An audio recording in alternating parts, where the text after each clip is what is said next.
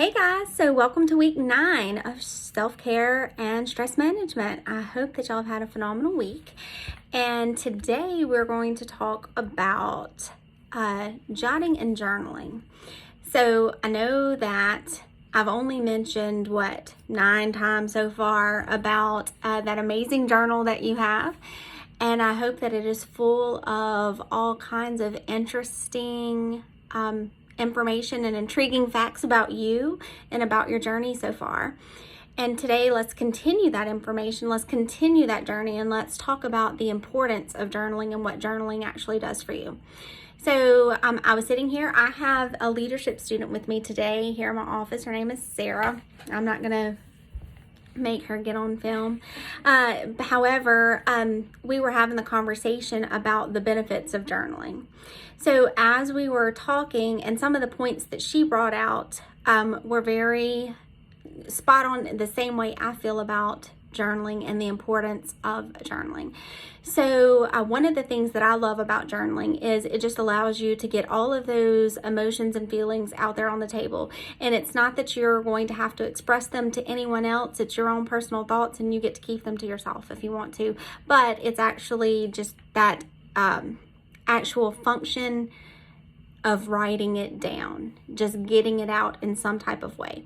Because I know when you're talking things out to other people, what happens sometimes is there's that moment of you feel like someone's judging you for your thoughts or your actions or the way you feel about a certain topic. And you don't have that. Whenever you're writing in your journal, nobody's judging you.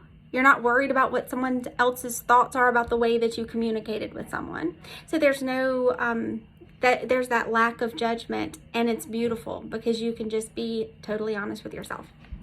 And another thing is it allows you to come back once you've completed your journal for the day. And it might be a week later, it might be 3 days later, or it might be 2 months later. You can go back and reflect on your journal. That's one of my favorite things to do whenever I journal things, is I'll go back, and sometimes I'll go back and look a year ago to see where I was at and where my thought processes were. And it's a beautiful thing because then I can go back and reflect on the situation that was transpiring that particular day. And I think about how many times I will go back and reflect on a day that I thought was just, oh my gosh, the end of the world, or I was so upset with a specific person, and I was so angry and frustrated with their actions or the way that they communicated with me or they communicated about me. And then when I go back and I look at it and I think, Christy, oh my gosh, I can see things clearly with a little more perspective. And oftentimes I can think, you know what, I could have actually, if I had just tweaked my communication a little bit, and maybe if I had said this instead of that, then the situation would have been totally different.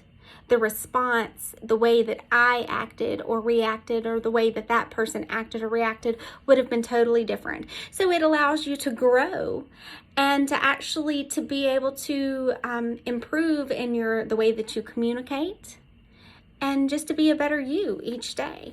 So journaling and jotting things down has so many different valuable components to it, not just besides just writing down your thoughts. Or writing down, expressing yourself in some way. It actually has those benefits of being able to help you grow later on, which I find to be one of the best things ever, because every single day we should wake up with a desire to be the best person that we can be and to grow in any and every way that we possibly can. And that is just another small component that can help you to do that. So I hope that every single day you're at least jotting or journaling something. And so today, what I want you to really focus on is, talk about your nursing school journey up until this point. Think about and write down some of the key components that you've learned throughout your journey in nursing school thus far, and something that an aspect that you might have grown in. So let's say on your very first clinical day, you had a horrific time communicating with your patient. You went into the room, everything you said it in the wrong way. You could have done things so much better. And then compare that to how you walk into a clinical setting today. I don't know, that's just an example. Go with it. Think about it. It can be something else.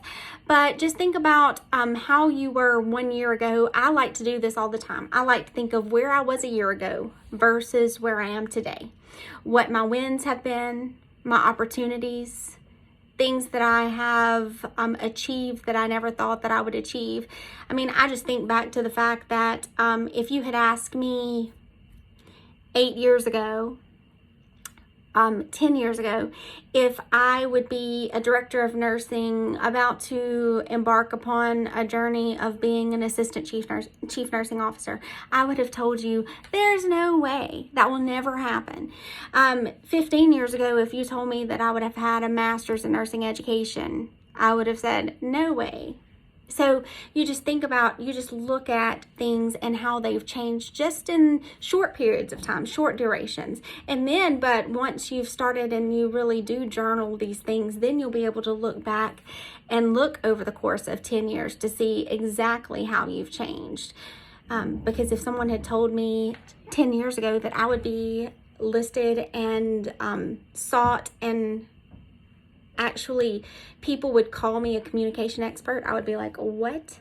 Have you ever heard me have conversations with people? Not the best communicator. But then things happen, things change.